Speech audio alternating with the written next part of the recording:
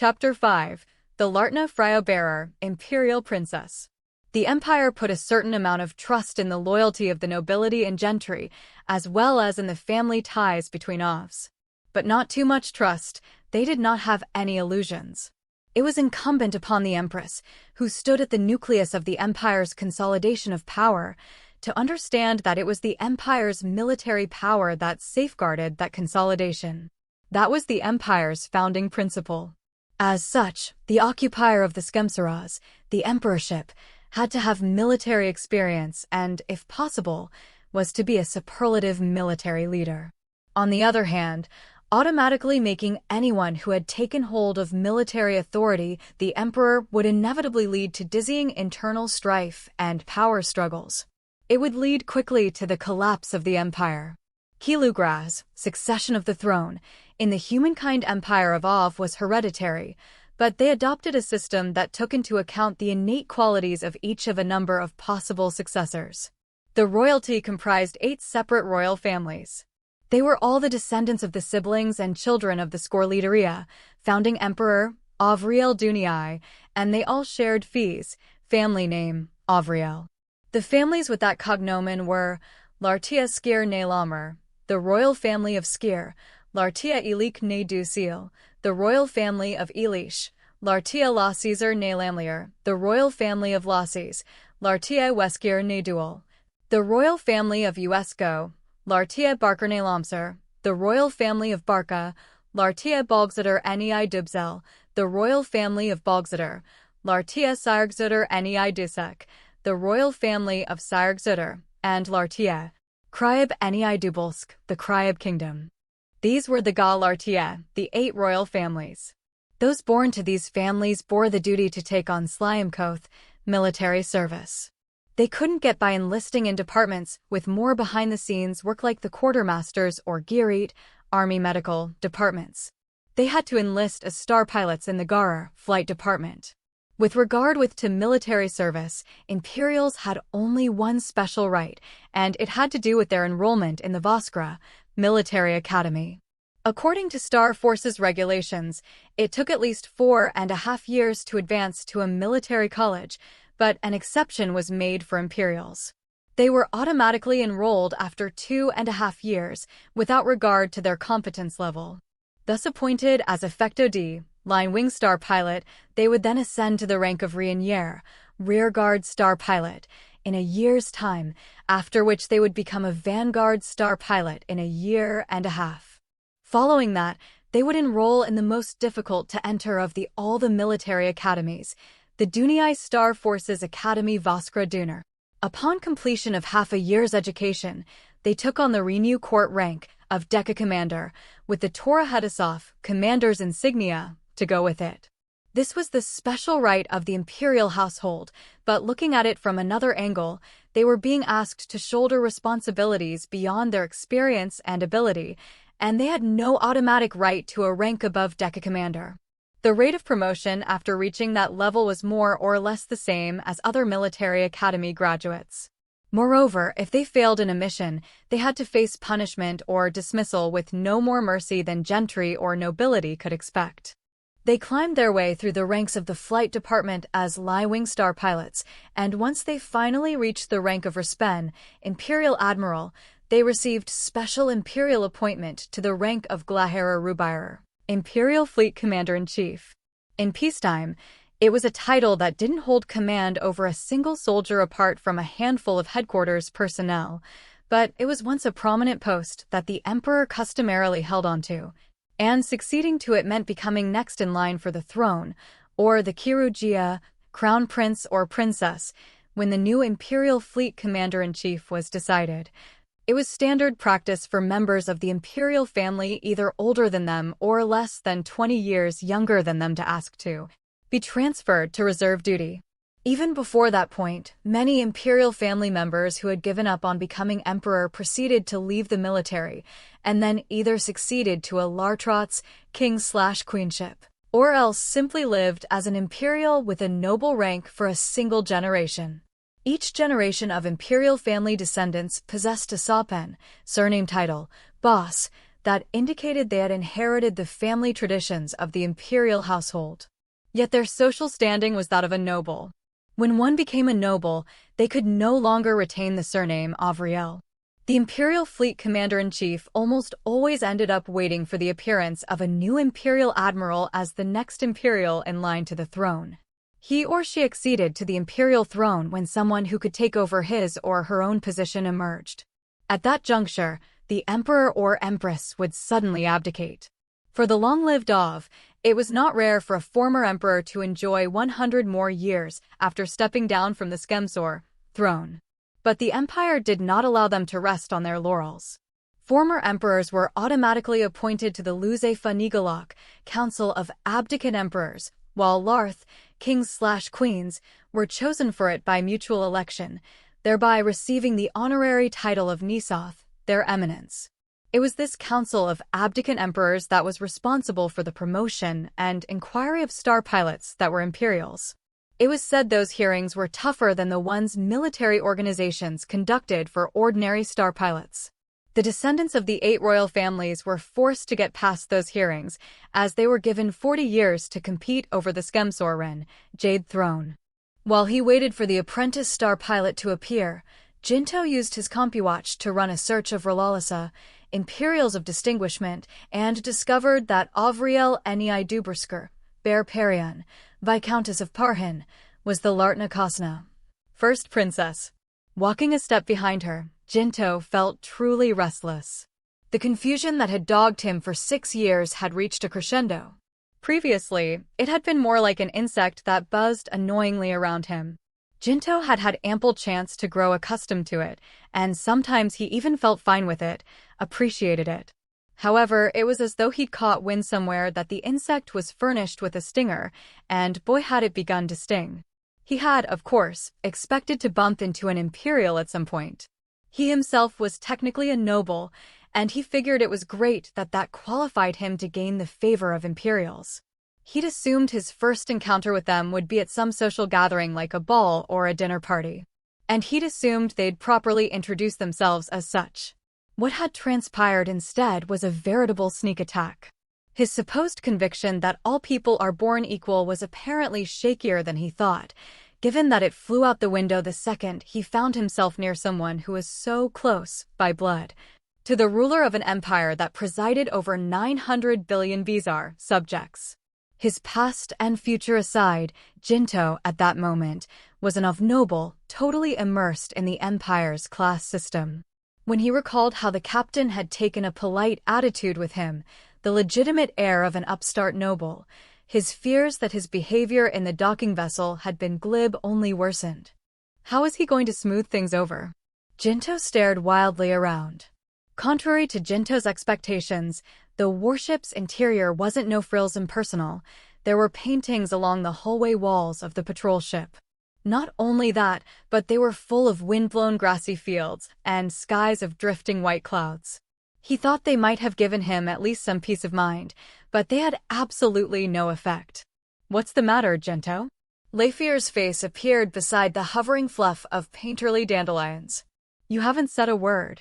And why are you walking behind me?" "Fi Renair, Your Highness the Imperial Princess, I..." Jinto began, with utmost deference. Instantly, Leifir stopped in her tracks and turned around. The look she shot him gave him goosebumps. She had shot him glares during their time on the docking vessel, too. However, now he could see they'd been half in jest, like a dog play-biting. This is the face she pulls when she's really pissed.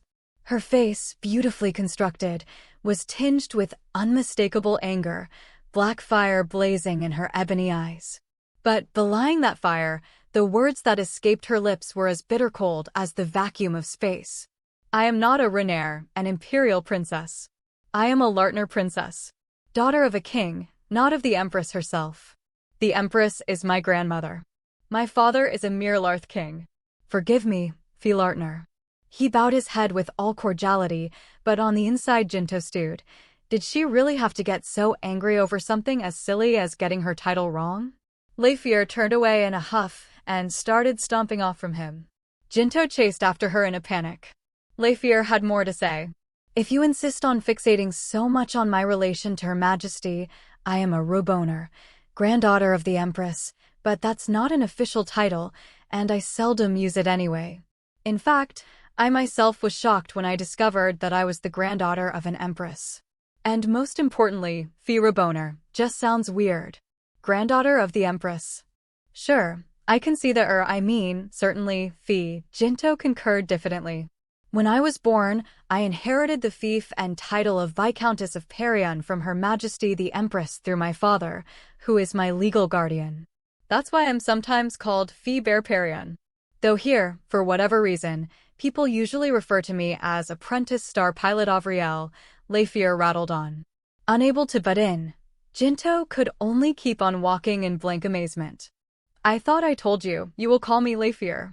Jinto could be boneheaded at times, but even he now grasped the real reason Lefier was so upset. He changed his tone on a dime. Okay, got it, my bad. You're Lefier to your friends, then. Not even to my friends. Lefier's tone was as curt as ever. The only ones who address me without my title are my father, Larth Kryb Fee Dubulsk, my grandmother, Her Majesty the Empress, my aunt, Countess Gemfaz Fee Lamri Uner of the Count Dom of Lamrian. Them and the Faniga, retired emperors, that I'm directly descended from. That's about it. My friends call me either Fee Lartner or just Fee, while my relatives all seem to have taken to calling me Fee Lefier. Then why? He spontaneously froze in his steps. He, a mere heir to a Count Dom, had, unbeknownst to him, obtained an incredible privilege. And here he'd been, actively trying to discard it. You want me to call you Lefier, even though we've only barely met? It was the first time anyone ever asked me my name. Lafiel also stopped walking, but she kept facing ahead. Being the granddaughter of the Empress means everyone already knows my name and appearance. I'm famous, apparently. People call me Fee Lartner without my ever getting to introduce myself. So even people I'm quite close to end up calling me Fee. It's been like that all my life. I didn't pay it all that much mind, but at the academy, I felt the tiniest bit jealous when everyone was dropping titles when calling each other's names. That jealousy only grew worse when I realized that my peers were always unable to loosen up when I was around. I'm sorry. Jinto was appalled at the enormity of the offense he'd committed. He'd inadvertently slapped away the hand she'd extended in goodwill and dealt a blow to her heart. Do not apologize. As coldly as ever, she stated, you have done nothing wrong. While Fee Renair is definitely mistaken, you meant nothing by it. I wasn't brought up to endure rude monikers, but I will accept any proper name. So be at ease, Lanya Yarluk Dryor. You may now call me Fee Lartner or Fee Bear Perion. No, it's okay, I'll just call you Lefier. Don't get the wrong idea. It's not as though I really wanted you to call me Lefier. I just thought it would be questionable to introduce myself with my title attached. Maybe she isn't suited to becoming Empress. She's a terrible liar. Jinto shook off that thought and pled anew. Please, I'd really like to just call you Lefier. Lefier finally turned back to face him and stared intently. Don't strain yourself, Lanyu. I'm not. I swear. Then I don't even mind if you call me Fee Raboner. Jinto let out a gasp. He'd wounded her so much that she'd rather he called her the name she'd said sounded weird. What do I need to do to make it up to you?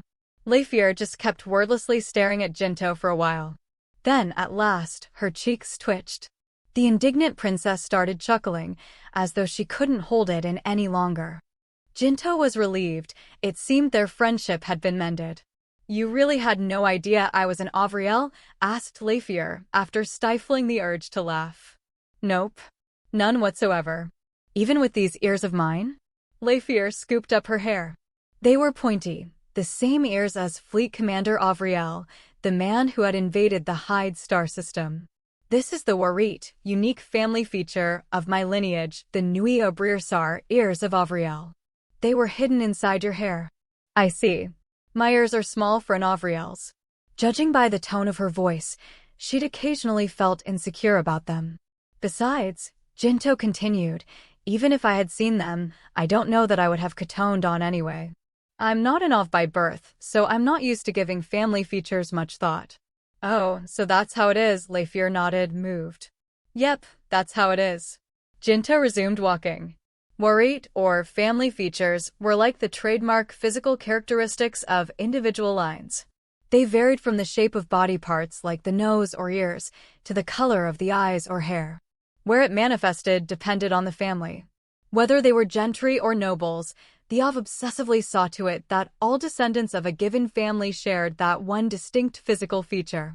Naturally, they engraved it into their very genes. Needless to say, Avriel ears were the most highly respected family feature. But Jinto had altogether forgotten about family features until just that moment. Leifir walked with him shoulder to shoulder. You really are an amusing one. Cut it out, would ya? Jinto shrugged. So, I wanted to ask you about your experiences. My experiences? At the academy. You said nobody could relax when you were around. Leifir urged him to continue with her eyes. I've got my fair share of memories, too, let me tell you, he said with a sheepish smile. Though yours are probably on a whole different level. What do you mean? I don't know if you know. I was the only noble at my school. Because they all aimed to work under Avs, the students of the Av Linguistic and Cultural Institute were far removed from any anti-Av sentiment. On the contrary, the majority intended to find success as imperial citizens, earn appointment as gentry if being nobility was unattainable, and make their descendants into Avs. To those students, the presence of a boy who had a noble rank lined up for him despite being a lander was hard to stomach. He was the target of ridicule on the least pretext and of vicious bullying wherever teachers weren't looking. That said, there were also those who confused him with their abject servility. No one knew how to deal with a noble. And I can't blame them either, it's not like I had any idea either. In that case, you had a rougher time than me. The trainee pupils knew full well how they're supposed to behave around an imperial. I simply didn't like how they were supposed to behave around an imperial. I was treated with the proper cordiality and was paid all respects. And yet, Leifir's eyes turned reproachful. If I had been you, I wouldn't have let them bully me. I'm a pacifist, Leifir, he said with a shrug. Neither pacificism nor militarism have anything to do with it, surely. Look, there were way more people than I could fight. There was animosity towards me even from the faculty. I see. Don't worry, I learned how to get by quickly enough. What did you have to do? She asked, curious. I hid my rank. You can hide your rank? Leifir looked puzzled. I'm not as famous as you, Filartner. Although, Jinto shook his head. I couldn't hide it at school. Whenever I tried to put on an innocent face and chat with freshies, some old-timer with a big mouth would be there to make sure they found out. So, what did you do? I went into town. In town, I made friends with territorial citizens who live without sparing the Empire a thought. Wow. You've experienced more hardship than I expected. A pair of NCCs was about to pass by, but they stopped to give Jinto and Leifir a salute.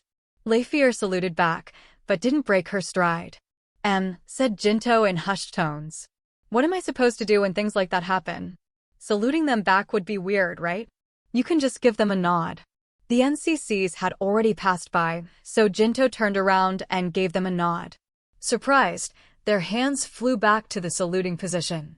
Well, don't do that, that's just inconveniencing them, Leifir chided him softly. You're right. Jinto sighed inwardly. It played out better the next time they crossed paths with some NCCs.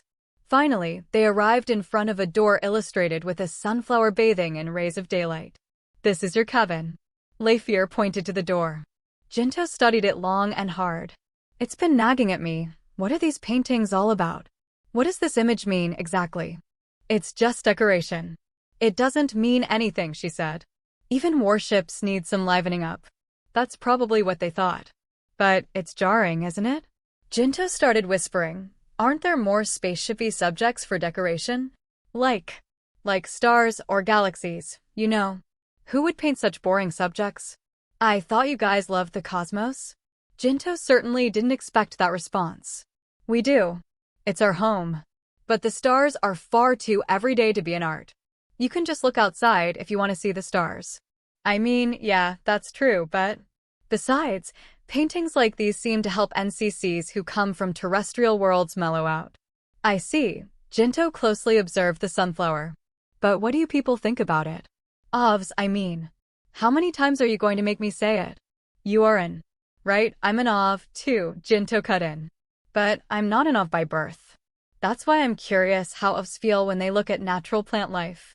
I don't think it's any different from how surface peoples feel. Leifir cocked an eyebrow. We too are descended from the selfsame glay, humanity that arose from Earth. But you've never seen a real sunflower, right? You have a distorted view of us, Jinto. I've seen sunflowers. There are botanical gardens in Lokvakar, and my house has a flower garden of its own. All right. Jinto turned around and pointed at the wall behind her. Then what about that? It was a prairie. Realistic knee-length grass filled the piece, and on that grass grazed elephants, horses, and other assorted animals.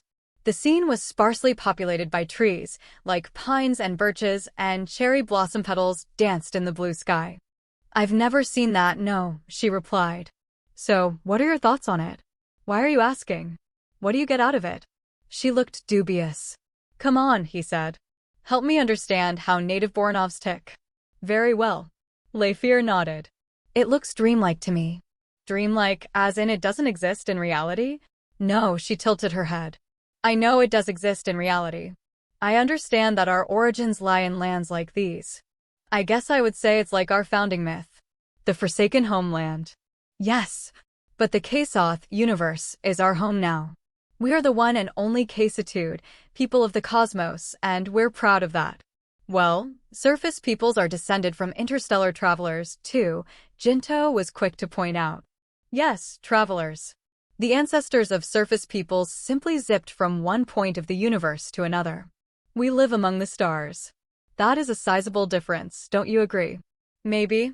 Though in truth, Jinto didn't really know. What he did know was that there was something odd, something alien about the Ov. Whether that something odd had to do with their homeland apart from other humans wasn't clear. What do you think, Jinto?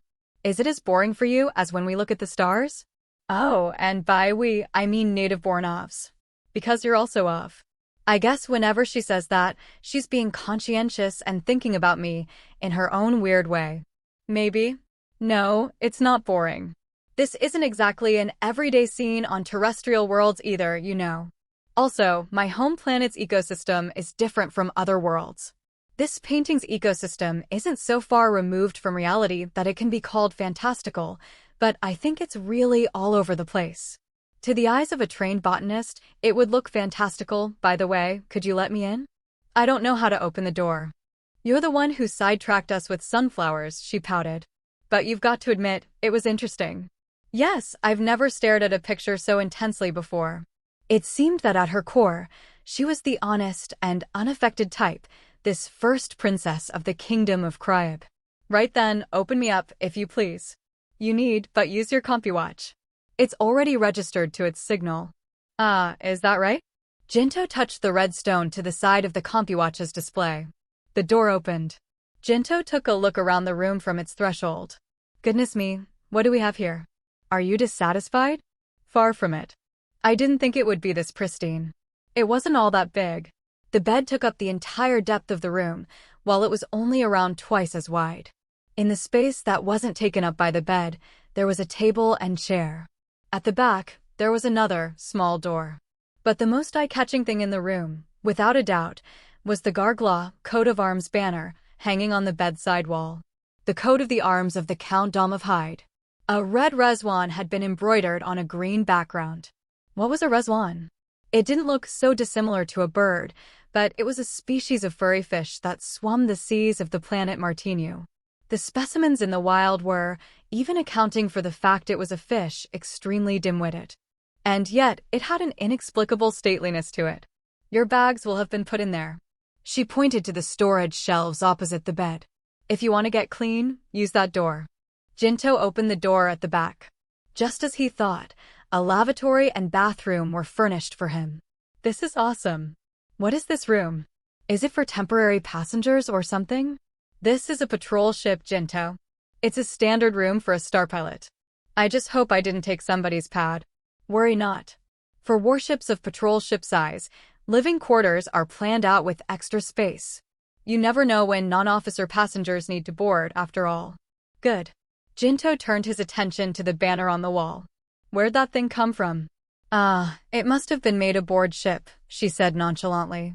What for me? Who else would it be of any use for, besides you? It's not much use to me either. Jinto shrugged gently. He felt no affection for that hastily improvised coat of arms.